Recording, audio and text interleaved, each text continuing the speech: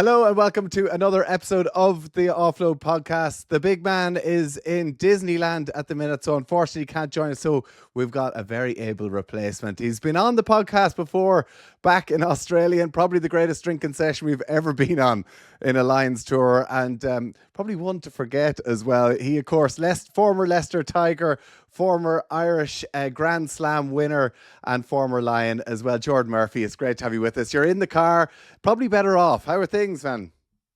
Yeah, not too bad, man. Not too bad. Sorry about this. I'm sitting in the dark here. Just pulled over to dig you out of a bit of a hole, I believe. So such is life. Such as like, we'll really appreciate you. And listen, this is the way we always manage to get you on the podcast. The last time was in the pub. Was that in Brisbane? Oh my God, what a night. Melbourne, Tommy. I was the Thursday of Melbourne. We organised a bit of a session. It was actually supposed to be a nice lunch to reminisce on our one of our end of a tour with Ireland. Probably circa, I'd say, 09, 010. We had a summer tour. We stayed on for a few pints on a Sunday. So we had a reminiscing session, and they ended up kind of falling down the same hole. Oh man, it was some crack, wasn't it? Jeez, so, and you knew obviously I was recording the podcast in the pub, didn't you? No, Tommy. I think you remember we had a nice lunch, and then we had a fair few drinks, followed by a fair few drinks. It was like a stag do, and then you turned around and said, I've got Dunners on the other line. So obviously, knowing Dunners and most of the lads, we started into a tirade of abuse and swearing as you turned the camera around. And I got quite a few phone calls about that afterwards, going, "Gee, you lads really enjoyed yourselves." So thankfully you've got a pretty good production crew, I believe, who cleaned everything up, and it wasn't too bad or as bad as it could have been. It was some crack. It was some crack. It was a great night. Up there, top 3 nights ever. I think Alan Wynne said it was one of his top ever Lions drinking nights. So look, I'm looking forward to 4 years' time and seeing if we can sort of get a couple more Scots on board. Well, it was like the Lions tours we've been on. Unfortunately, there weren't many Scots. I don't know about that. Well, they're doing all right at the minute. I think going forward, we'll have more ammunition and more sort of diversity in that regards. You're right. Listen, I really appreciate you coming to talk to us. Of course, Leicester Tigers play against Leinster this weekend. That's the big game that so many people here are talking about. Munster, I've got Glasgow and Páirc Uí Chaoimh as well, which is going to be a cracker. Cardiff against Ulster and Connacht against Black Lion. I see another man who was on that drinking session with us at the time, Rog, the man who probably put it together. He's been tipped, I gather, for the New Zealand job. He gets tipped for every role, this fella, doesn't he? And he's pretty impressive, actually. I was impressed of him that day as well. I know he knows Razor Robinson pretty well. Obviously they work together at the Crusaders, and I think obviously there'll be a relationship there. But yeah, no, certainly it's not a coaching job that's available at the minute that Rog isn't tipped for. So I think he's quite happy in La Rochelle. Obviously he wasn't so happy the weekend when he got his red card, but I didn't quite understand what happened there. Did you see him get sent off? Yeah, what's going like a double yellow card for a coach?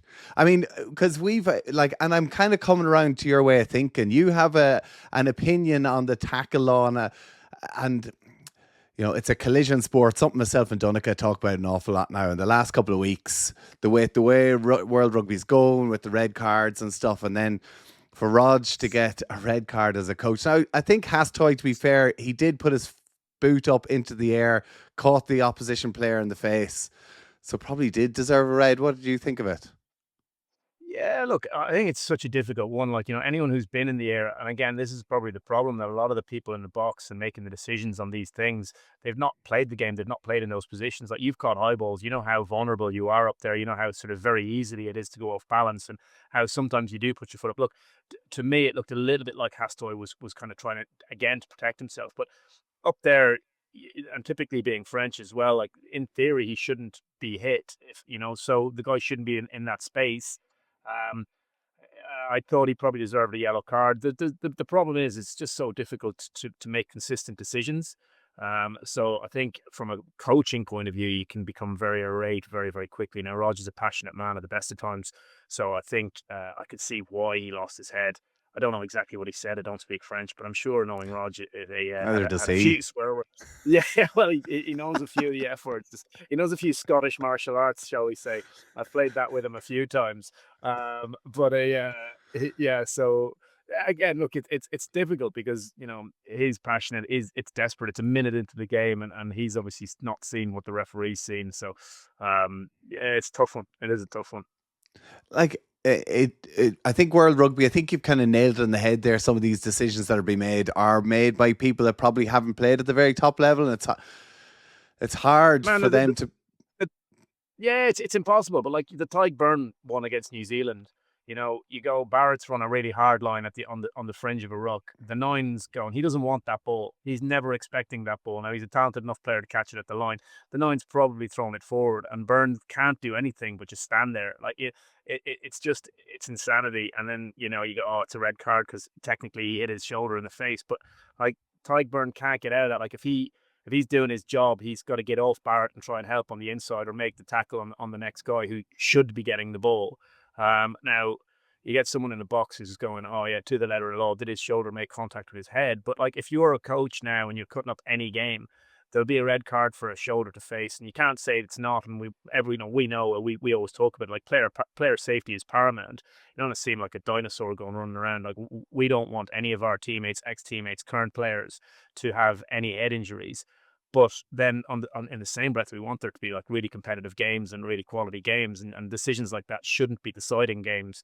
And ultimately they do. Like, when you play against New Zealand and you've got a man off for 20 minutes, it's going to hurt you late in the game, and New Zealand will just play and play and play. And, when you get to 60 minutes in the game, all of a sudden they start scoring tries and they look like they're a different level. But that's just purely from the fatigue that they can create when you've got people in the bin, and people are double jobbing and really sort of having to empty the tanks. So, yeah, look, I guess it's a frustrating one. I guess, we need better officiating. The referees have a tough time. I don't think there's any referee out there who's going out to ruin games. But sometimes, there's so many different variables, so many laws, and so much inconsistency that it's frustrating from people. And like when you're a coach, your job's on the line. So it's a really, really tough place to be. What did you think in South Africa then, from that side of things? Because that was For next South level Africa, altogether. Yeah, which one? the Irish South Africa match where I think Ireland had 5 yellow red cards. Yeah, yeah. Look, again, it was really difficult because again, Matt Carley at the time I was going, oh, he's kind of lost the plot. Like if you look at each individual decision, you probably can't disagree with No. it. My frustration there was again, people talked about it, the scrum law. There's loads of different things. They talked about putting the ball down the middle of the scrum and actually having the hookers hook the ball. That law has kind of not been refereed for a little while now. They're sort of allowing people to feed back into the second row's feet, and when you've got 140 kilograms per front row forward in the South Africans, it's a pretty tough thing to stop. I Mhm. was frustrated a little bit by it because I thought there's no way that the Irish scrum has become this bad overnight, and I thought more importantly, I said the last thing that you want to be talking about on a Sunday or a Monday is the referee. Like back in the day, I think the quality refereeing performances when you didn't talk about the referee didn't have any funny quips or wasn't trying to promote himself in any way. The referee was just there to facilitate a good game. Whereas now, I think the referees are personas in themselves, and they're all doing their own bits and pieces, and they're all expected to say funny things, and that's kind of where the sort of the frustration for me is. Quality refereeing should just facilitate a great game and not be about the referee. And I think that became a little bit about Mark Carley. Yeah, it did. And listen, there's so much frustration out there, but scratching heads, Geordie. I just don't know if anybody can agree with where the game is going at the minute, or what we need to do, because me and you, we were kind of having this like back and forward during the Six Nations about this as well. Listen, let's talk about Europe as well, because I know you're on the road and you need to get back to pick up the kids. It's Leicester against Leinster this weekend. Will you go? Are you still involved in Leicester Tigers? Are you interested in following them at the minute? What sort of match do you think that they can put up against Leinster this weekend? Yeah, look, I go occasionally. I don't go all the time. I'm not there this weekend. I'm at a gospel choir, kids gospel choir evening, which is going to be very entertaining. Well, I've been told I'm going to that anyway, so I might try and get out and get into it. Maybe the second half of the game. But it's probably a bit of a trek, so I probably won't be able to do it. Probably I'm about an hour away from it. Yeah, Jeff Parling's a really good guy, good mate of mine. Played with him, coached him. I think he's a nice guy, and he's trying to do the right thing by the players and by the club. Premiership wise, they're mid-table. There's only 9 teams in the Premiership at the minute. I don't know if that's huge praise, but I think certainly the Leicester side will be more confident with this game coming than they have been in the past. Leinster's form over the Mm. last few months hasn't been as impressive as potentially it could be, but it's still Europe. And again, the big thing for me is how intense that Leinster team can start a game, and sort of how this Leicester Tigers team sort of handles that. They've played them a few times in the last few years, not a huge amount of success at home, but this is probably maybe their best chance that they have. I don't see Leicester winning it, but I think they could probably scare Leinster. Oh, really? So you think Leinster probably should come away as favourites, should come away with the win? Yeah, I think Leinster will be favourites, and I think it'll be shorter odds than probably it has been in the past, maybe 7 to 10 points.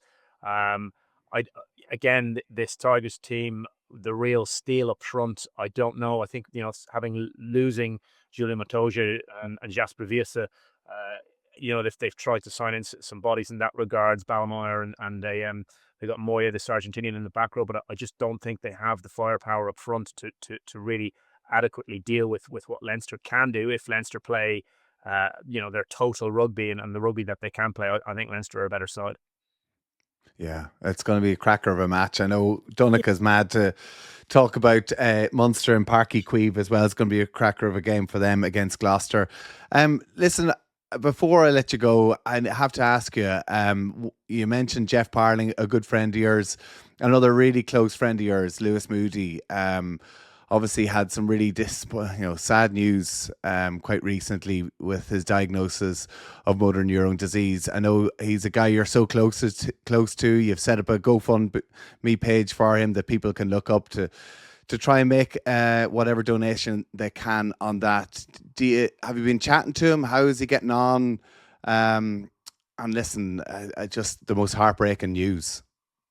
Yeah, look, again, it's absolutely, as you say, heartbreaking. It's devastating for everyone and for the whole rugby community, and actually just people who know Lewis. He's one of life's good guys. He's a really positive. He's really energetic. Yeah, he's not too far off your personality, Tommy, and that he's well loved by everybody who meets him. And to get news like this with a disease like this, MND is an absolutely horrible disease. Anyone who's had it, will tell you. Anyone who's sort of had any sort of interactions with it. I think, quite a few of the boys, one of the Munster trainers, Paul Derbyshire, had it back in the day, sort of late noughties. We had Jared Cunningham, who was London Irish player, a Kiwi, unbelievable player, went back with it. You had Juice van der Westhuizen and Doddy Weir and Rob Burrow. And my other mate, Ed Slater, who's currently sort of struggling with it. So it's a horrible disease, and that you kind of it's no one has beaten it yet, and that there's not a lot of hope. But again, you don't know the timeline. You don't know how quickly you're going to deteriorate, and it hits different people in different ways, and no one knows why. So it's kind of just a little bit of it's a massive conundrum. So when one of your good mates, gets a disease like that, it's absolutely heartbreaking. Lewis, he pulled me aside and he said, "Look, I feel normal at the minute. I just want you to treat me like you do normally. So jokes and laughter and seriousness." And he said, "Look, I know it's going to get pretty dark, but right now I want to just really focus on really looking after my family and sort of setting everything up that I when I'm not here, that I'm confident that I can go on my own terms." And that's a tough thing to hear a friend say. It's a tough thing to take, but that's kind of the action that I've tried to bin. So the GoFundMe was very much just a thing to be done in the immediacy for people to sort of reach out and help. And I know that's hit a considerable amount of money, but again, Lewis is most probably going to need a considerable amount of money to for everything that he's going to need in that regard. And he wants to go on and raise money for MND and raise funds to try and find a cure as well after that. So there'll be a lot to be done. Everybody's reached out, and in that regard, it's been amazing. I talked with Paul Derbyshire, the Munster guys, who obviously were very much part of that family in the late noughties. They all reached out to me, and you could still tell that they've been affected by it, because it was just not a nice thing to see a close friend go through. It's been tough seeing Ed Slater go through it, and now Lewis is probably even closer to me. So I'm sure it's going to get even more difficult as the time goes on. But where we're at the minute is we're just trying to remain as positive as possible, raise the money that we need to, and live life as best we can. Yeah. That's, I mean, it definitely puts a lot of things back into perspective as well. And of course, everybody who'll be listening to this podcast will wish him all the very best. And please do check out the GoFundMe page as well. Listen, are you heading to, where have you been? You've been in the train to London. You're on your way home to pick up the kids in school. What have you been up to, man? You've been flat out. Your times, we got flat out all over the place, Tommy, doing bits and pieces for the charity, for the Matt Hampson Foundation. Just have to spin off the train, jump in the car, run over, get the kids in 15 minutes, or get the oldest chap in 15 minutes, and then try and get him home and fed. So I'm busy at the minute, but I'm hoping to get over and get on the show one of the days and actually do this properly and not in the dark. Well, we look forward to that. Listen, it would be brilliant to have you, Geordie. Honestly, one of rugby's great guys, on and off the pitch. Probably a man to avoid on a few points. Well, actually, we've had our best times. Those Sunday sessions with Geordan Murphy are something to behold. I have to say, good times, man. Well, listen, I didn't create those memories on my own, Tommy. Just remember that. I love the way it's Sunday sessions with Geordan Murphy. I think it was with Tommy Bowe. Oh my God, the crack!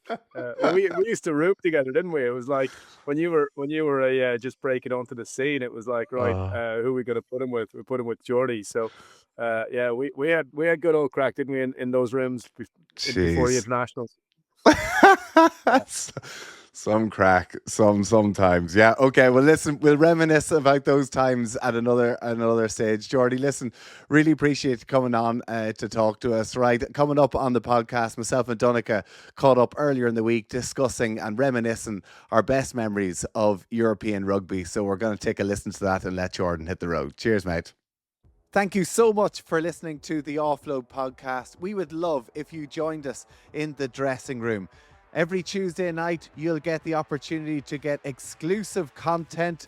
We'll have no adverts, and you get into the draw to win some badly needed and much loved rugby tickets. You're not wrong, Tommy. There you go. Step into the dressing room. Head to offloadpodcast.com. That's offloadpodcast.com. And for €6 a month, you could join us in the dressing room. We'd love to answer your questions. We sure would. Are you putting the boots on? Let's go, Tommy. Let's tug out. Donncha, you've got the Christmas spirit. Christmas jumper is on. You're full Christmas. I do. In the house. It's all on. Decorations are up, Tommy. As soon as the toy show happens, we are full on into it, aren't we? So looking forward to it. Yeah, I got the timings wrong. I was watching it 2 weeks ago and thought it was on. Anyway, listen, it's fantastic. Kids love it. We record it, stay and watch it on Saturday morning just because it's too late. No way. You ruthless man. Would you not give them one night of joy? It bugs me. It bugs me how late it goes. And my kids are none the wiser. So listen, there you go. And they love it on a Saturday morning. So fair play. They also don't love European rugby is back, which means I'm stuck to the sofa because I get really excited. Yeah, it is. It's good it's back, isn't it? Obviously, you we'll go into the weekend and go through them all, but they're Europe special, isn't it? I remember we used to get really giddy. I know this sounds nuts, but you know when you take cattle out of sheds and they start bouncing around the place? When we used to arrive in UL and they had the European balls out, man, you'd be just like, there was a tingle in the air, man. It was like, oh, this is it, man. And the dark days, you know what I mean? Where you could be coming off the training pitch and it's dark and you're there. Remember the balls were different. Are they different nowadays? I don't even know if they're different. I'm not too sure. Do you remember that kind of Webb Ellis-y looking ball? Yeah. And Rog loved it. Yeah. Or great to kick, maybe. They were great for one, either catching or kicking. They were great for both, I think. Because Rog used to say it's like a kind of the sweet spot on it was massive, if you know what I mean. I don't think he gets enough credit. You know, Rog used to have this kind of like a tool, a gauge in his bag for checking the pressure of balls. Right. You know what I mean? So before the game, Tom Brady style. Did you see this with Tom Brady? In American football, he got done because he was deflating the balls, I think. No way. A little bit. Yeah. Rog was up. Make him tighter. Right. Yeah, I think so. Well, geez, he was up. He's tight himself. He's fucking after Sit the red down. card there a little while ago. 2 yellows. Let's be fair to him. 2 yellows. Who, as a coach, gets 2 yellows? Though, come on. Like as a coach, get 2 yellow cards. Davy Fitz, man, that's something Davy Fitz could do. He's the Davy Fitz of French rugby. Here, as you say, though, there's something about French. French rugby probably it is with Europe is the excitement. It's something completely different. And just I used to get so excited going across to some of the French cities that you get to visit. And I remember myself in Trimby one time. I think it was Perpignan. And we were staying, and you go to these like French old hotels, and you know, they have the shutters that go across, and you press the button, it goes up, and it's just this Gallic flair. You love it, and the food, you're just eating bread and butter. You're not stop eating bread. But I remember myself in Trimby, like we must have been in our early 20s, and we'd just be sitting there going, "I am definitely retiring here. I am coming to play in France. This is us. Like this is the life." Fuck Belfast. Yeah, what am I doing thinking playing in the misery up in Belfast? The rain, and when I could be down here in Perpignan living it up in the sunshine. Yeah. And then I went to Swansea instead.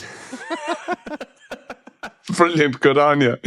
But you're right. They're incredible to see. Probably the best way of describing it, it's like GA, isn't it? It's got that kind of GA feel to it, that the whole community is invested in the match, and it's all talk about the game. And then when you come in, you're the outsider. And to be fair, they're always so hospitable, aren't they? The French, when you go around the towns, you're out and about, the Munster supporters going over there, they like to take you in. They like to show you a good time, and then they like to kick the shite out of you when they get you on the pitch, isn't it? Tell me this: do you think the likes of the teams that aren't in the URC hate the fact that they have to travel to South Africa now for some matches? Do you know, the way the URC it's just accepted now? But you're right. The likes of La Rochelle are going to have to travel to the Stormers. Saracens are going to have to travel to Durban to the Sharks.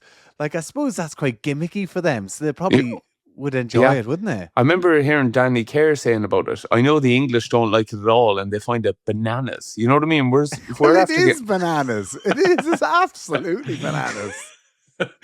Yeah, it is. But I think it adds value to it. No, doesn't it? Not look. Don't start me on Europe because I think it's a far cry from where it used to be. I do genuinely. And why the South Africans are in Europe? Yeah, but not even that. I don't mind them being in it if they're quality, which they are, to be fair to them. My problem is, for the sake of one more match, you could have those brilliant pool stages.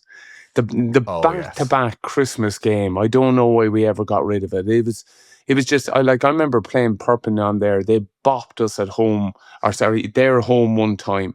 And you're basically, it's like only half time. You're trying to work out the scoreboard of what you're going to need when they come home, man. I totally agree. We're missing a beat there for the sake of an extra game.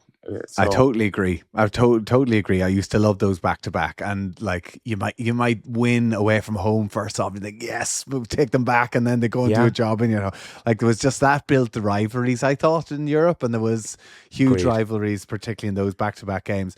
In terms of was there a stadium that you used to love, or probably hate playing in, but at the same time, just in terms of atmosphere, you used to look forward to? There's ones you'll remember forever, definitely. Claremont. Yeah, and maybe it was at that time, you know what I mean, where they had Mignoni, all those, and that incredible... Butch James, they had Jamie Cudmore. Everyone, man. It was like the Avengers, and they were just flying high, but they had... Stade Marcel Michelin. Yeah. So that was that stadium was attached to the Michelin tires factory.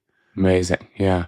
But do you remember you'd be left off on the bus and you'd have to walk through and how daunting it could be. You know what I mean? You could nearly be beat before you get even inside there. And the atmosphere in there, though, that place was special. Jesus, we played against them once away from home, and it actually was really intimidating. Like, it was right on, you just felt that they were right on your back in that place. Remember going there with the Ospreys, and I know this sounds crazy, but we got a bonus point over there once, man, and we nearly thought about singing. if you know what I A mean. losing Like that, bonus point. a, Yeah. a losing I know. bonus point. Because honestly, that can be enough out there. They were just blowing teams away, and Yeah. they had some amazing records that, like, of course, that becomes a scalp, and you chat all week about, you know what I mean, we're going to be the ones that take it. And then you realize how much it means to them. You know what I mean? You're like, oh, shit. Like, they're on it, aren't they? They were, Like, but some of those teams, like I think Toulon in their heyday, again, another team that just, if you can come out of there with any sort of bonus point or anything, you're doing well. Do you remember what they used to do? Do you remember when the supporters deem it no longer a contest, they start throwing the local paper from the day up in the air? It's just that they do a few things. They have a kind of like a war cry at the start of the match to kind of get it going, and then everyone keeps an eye out for when the paper starts, and mentally it gets in your head a little bit. You know what I mean? Yeah. You see all the papers going up around the air. You're there. Oh my God, the crowd think this is over. You know what I mean? This is on 62 minutes.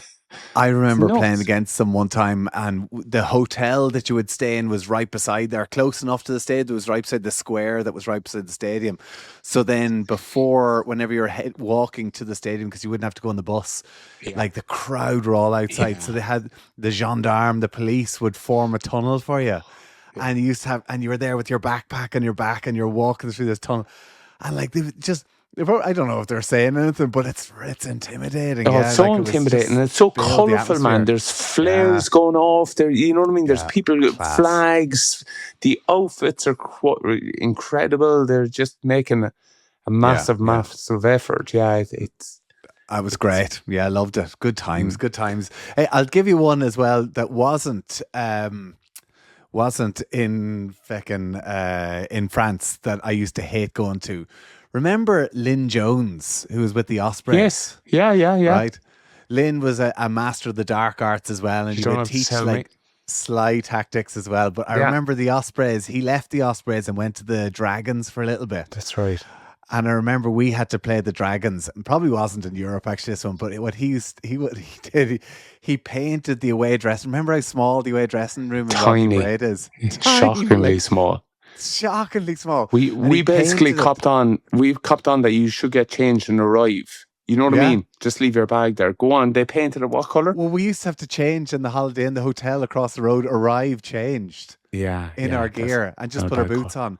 But he used to, so he painted it pink with polka dots all over the walls and the roof, right? And then one time, because the Ospreys were hated by the Dragons, they threw a bucket of water in on the floor. So you had to get changed. And I remember, and they were all like, Lynn's done this, because he used to do it with the Ospreys against opposition. Just before as the team bus was turning up, he'd give the nod to the bagman. The bagman would go in and accidentally spill a bucket of water on the floor. So then when you're trying to put your socks on or your boots on, you're trying to not stand. So everyone's standing on the seats, and you're trying to it just put you off. So it used to happen a bit up in Newcastle as well. When I was playing with Worcester, it was like a little sauna in there, Tommy. So they'd I'm turning on the lights. I'm still listening to you. Yeah, they basically they'd know that, you know what I mean? It's a small little confession box, and they would pump up the heat, man. And it was just so jarring, right? Because when you'd go outside, it was freezing. You know what I mean? Up there north, it was absolutely Baltic. But you were there probably going out, kind of going, do you know what? I'm grand. I won't even put on another layer here. Just all that, you're right, wetting the floor. There's been plenty of times. I remember getting back playing Glasgow one time, and our dressing room was closed at half time. You know what I mean? They'd locked it, and no one could. That was in the old soccer stadium, wasn't it? Yeah. It was a big kind of. And I remember Quinny going into their dressing room. He was there. I'm just going to hang around in theirs, and they were all like, "Get out!" And he was there. No, we're locked out. Tough shit. Staying in your change. What? Because you would have played against this team a lot, and Leinster have them this weekend. Leicester Tigers. Yeah, they would have really they used to. I don't know, because they've a new stand and all there now. But I hope they've kept it. I think they've kept the small change room in there as well. I kind of hope they have. I loved it, man, because you just knew. You know what I mean? There was tradition and history to that as well. The ones I kind of didn't have a problem with was I kind of had a feeling their dressing room could be just as small, if you know what I mean. Okay, yeah, just because they're like, well, what's good for them is good for us type thing. It's kind of a hard man thing. Yeah, absolutely. But I remember that we luckily got a win over there one time, and instead of they have showers, but beside it's this massive kind of bat, but it's not a bat. It's kind of like just a hole, isn't it? It's tiled out, and all the water was cold and everything. But we were just firing into it, man. After getting the result, you know what I mean? Just absolutely best life ever. You know what I mean? Going over to Welford Road and getting a result. I know, I got a result there before once as well. It was some feeling. Jesus, some feeling. Because I was nearly signed by Leicester Tigers at one stage. So I always felt I had to try and, perform in front of them. Go back there, collect us. You nearly were a Tiger. Yeah. I went up to meet them, met Geordie, met who was the coach up there. Before going to the Ospreys. It was between the Ospreys and Leicester. There was the problem. You met Geordie, so you went for a few points, bag of chips. We'll not take him. We'll not take him. We'll leave it off. I'll talk with that story another day as well, actually. But yeah, that was an option. Do you know where's one that I don't think enough that I thought was amazing, and it rarely gets chatted about? Scarlett's home pitch. You know, the Straddy Park. Oh, the old one, yeah. The old pitch that kind of like you stepped up onto. Yeah. I always remember that the window would be open. You could Yeah, you could hear like almost a porta cabin or something you got changed in. Yeah, well, yeah, you're right. It was kind of to the left, but you could hear the supporters outside, and the great Ray Gravel would shake your hand on the way in and just wish you the very best of luck. And I remember they were just, I loved it. They were always so decent. We went to play them one time and the game got called off, and it was an old Celtic League match. And they knew we needed to bang, if you know what I mean. We were a week out from kind of Europe or a European quarterfinal. And maybe it was the fact that Easters was there, Simon Easterby. But he was a legend there then too, wasn't he? Simon unbelievable, Easterby. Yeah. But they offered to meet us and train against us if we wanted. They were like, we know you, but if you want to do live scrums, if you want a maul. And then I think Decky was saying there's kind of no need for that, but if you gave us a bag of balls and a few pads and stuff like that, we might be able to get a session done at least. And they gave us everything we need and fed us after it. So man. I just think the new stadiums don't have the same buzz, but it's hard to recreate that sort of energy that the terraces and things had.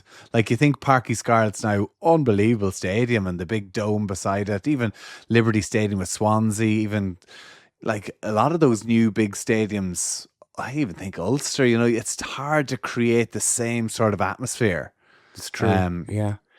You're going to say I'm blowing our own flute, but it's something I'm kind of proud at home and that happened. And I think it's purely because that we kept playing there, even when it was like a building site. You know what I mean? Then it never goes, if you know what I mean, because there was no relaunch or reopening, or it was just there and it was ready to go, But it nearly got too big. It's nearly too big, though. Like, that's kind of thing with Munster, is that it's a wonderful stadium, but how often is it full?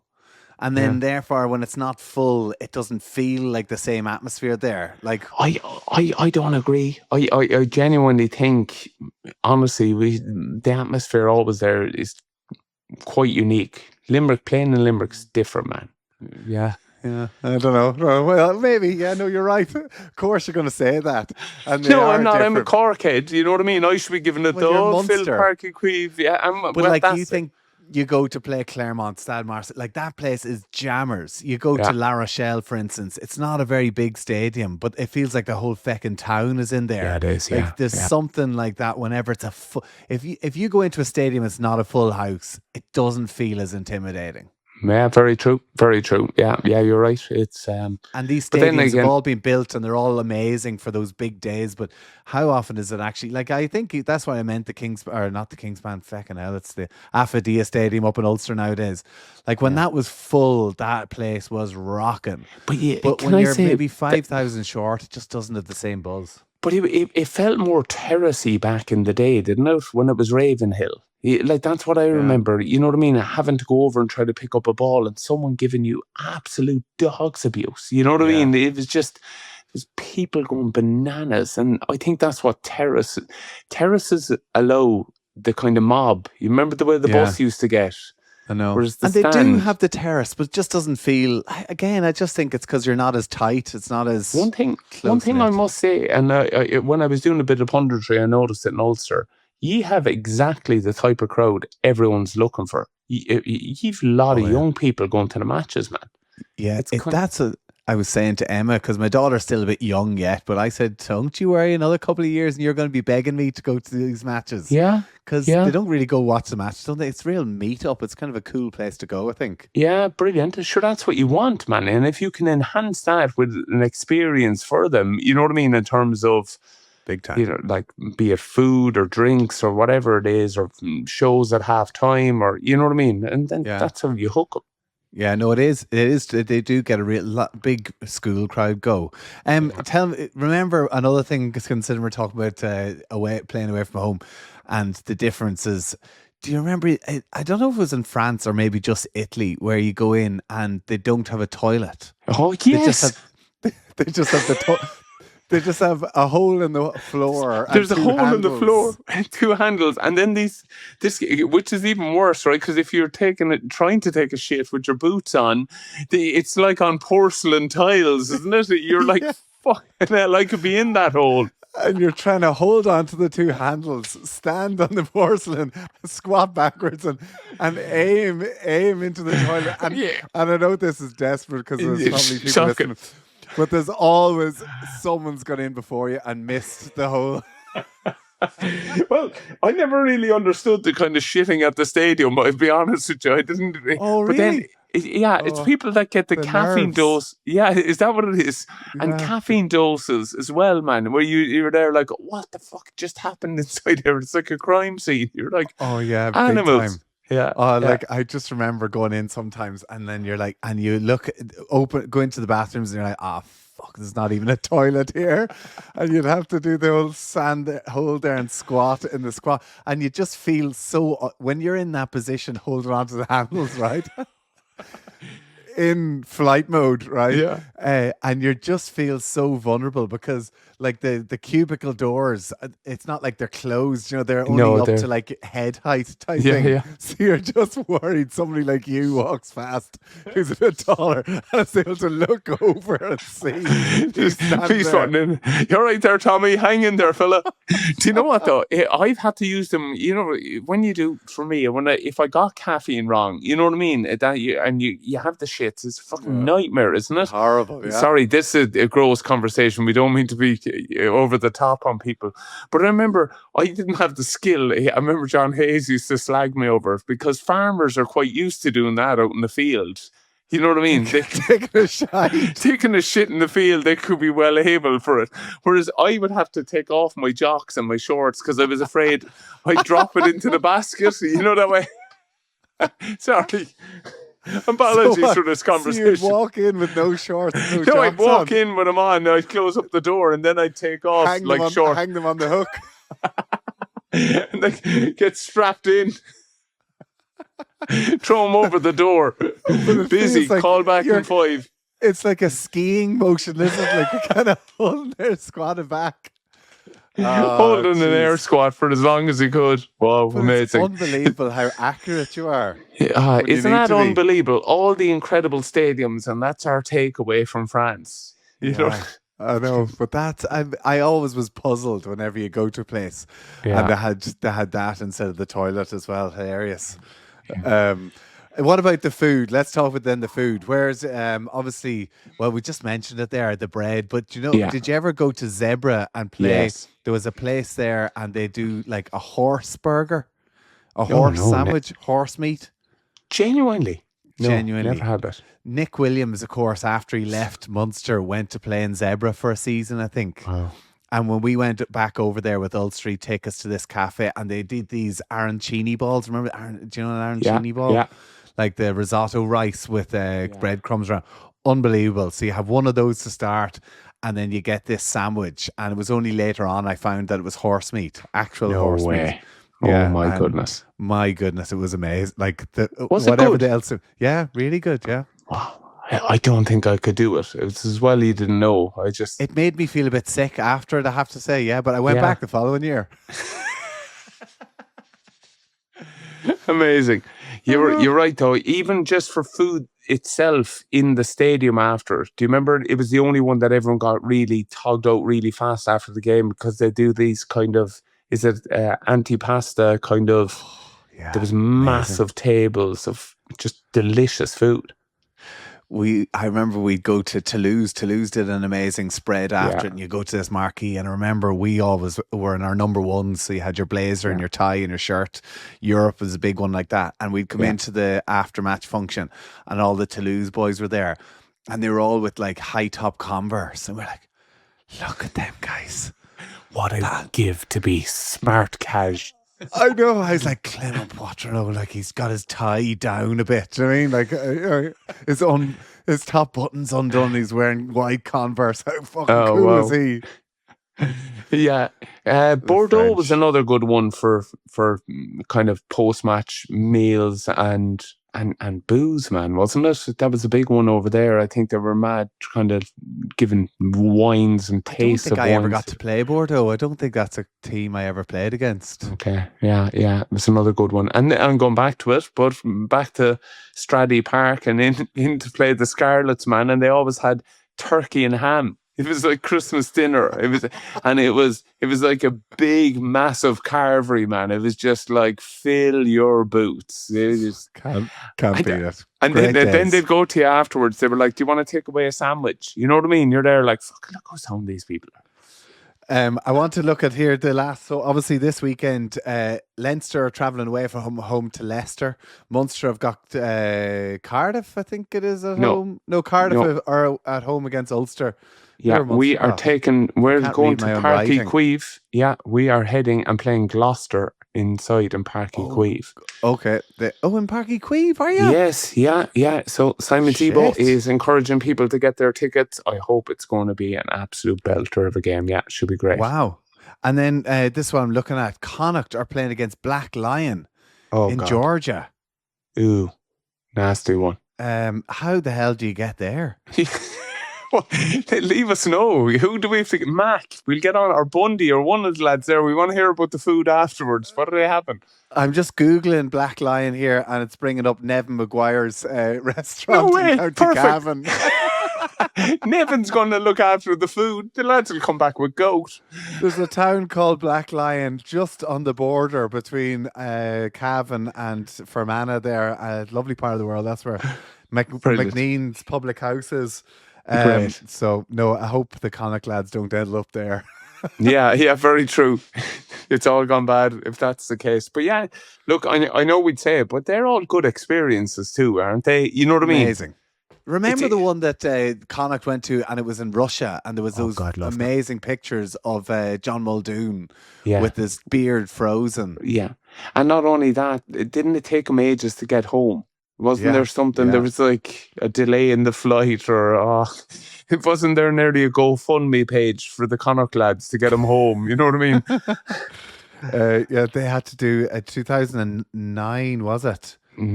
Yeah, that seems about right. Jeez. Or 19. Anyway, right, there you have it for our away days. We'll get a bit more insight into different trips and bits and pieces around it, and probably try not to talk about shiting. Yeah, sorry about that. And how farmers love thick shit in the field. If you're a farmer and you've shit in the field, leave us know in the comments below. Dock leaves are a must. There you go, they've it all covered.